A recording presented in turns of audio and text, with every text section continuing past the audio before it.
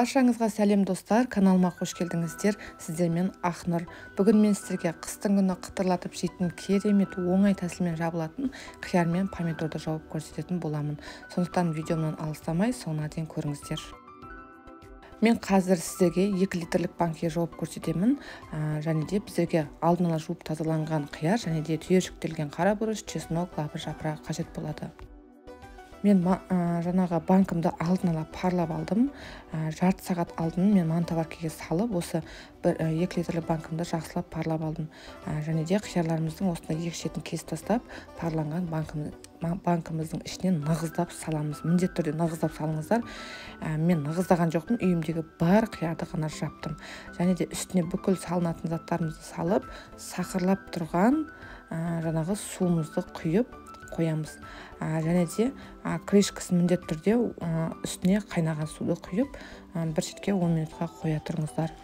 Енді толтырып, бетіне де құйып, толығымен мұздағанша бір шетке алып қоя тұрамыз.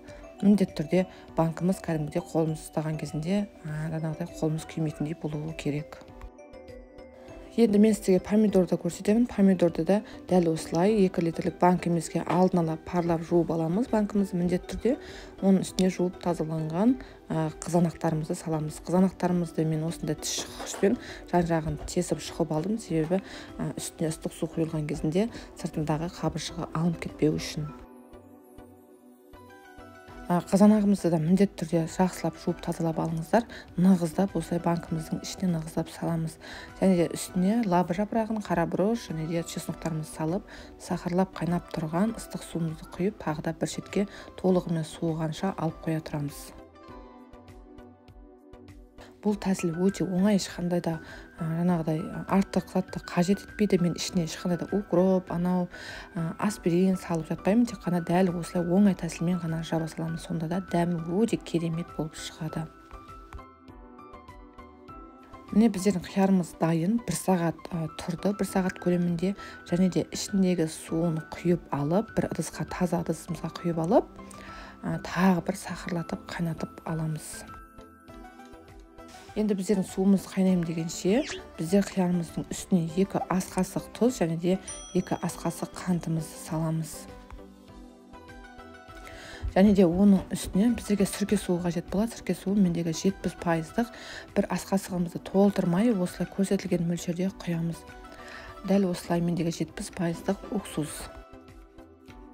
Біздердің суымыз дайын, қайнатып алдым. Енді осы дайын банкымыздың үстіне құйып, крышкасын жауып, жақсылап, қысқа дайындап жабатын боламыз. Достар, менің каналым ұнаса лайк, комментарий қалдырып, тіркеліп кетсеңіздер, сіздердің қолдауларыңыз мен үшін өте маңызды. Сондықтан каналыма міндетті түрде тіркеліп, жақындарыңызбен бөліссеңіздер. Біздердің қиярымыз дайын. 1-2 осылай аунатып жіберіңіздер. Ішіндегі жаңағы тұзымыз бен қантымыз ерігенше.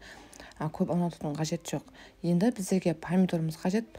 Помидорымызды, қызанағымызды толығымен мұздады. Қолымыз ешқандай да күйген жоқ. Банкымызды ұстаған кезінде ішіндегі суын құйып аламыз. Және де банкымыздың ішіне 1,5 ас қасық тұз саламыз. 2 ас қасық емес, 1,5 ас қасық тұз және де 1,5 ас қасық қантымызды саламыз. Мендегі сірке суы бұл жерде алма сірке суы. Оны да ас қасықты толтырмастай етіп құямыз. Мен әр жылы осылай 2 литр ғана жабамын, өзіме қажет етіп. Ал сіздер көп жапқыларыңыз келсе, қалауыңызша осылай өздеріңіз көп қоссаңыздар болады. Енді біздердің суымыз сақырлап қайнады, бір қайнатып алдық. Енді помидорымыздың үстіне құямыз. Мен ойлаймын, ешқандай да қиын емес, өте оңай. Тек қана суымызды міндетті түрде дәл осылай қайнатып, банкымызды міндетті түрде парлап, жақсылап парласаңыздар, бұл ешқандай да атылмайды.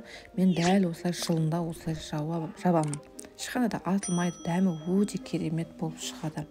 Енді банкымызды 1-2 осылай аунатып, бір суткеге және 24 сағатқа осылай екеуін жылы жерге үстін жауып қойып қоямыз.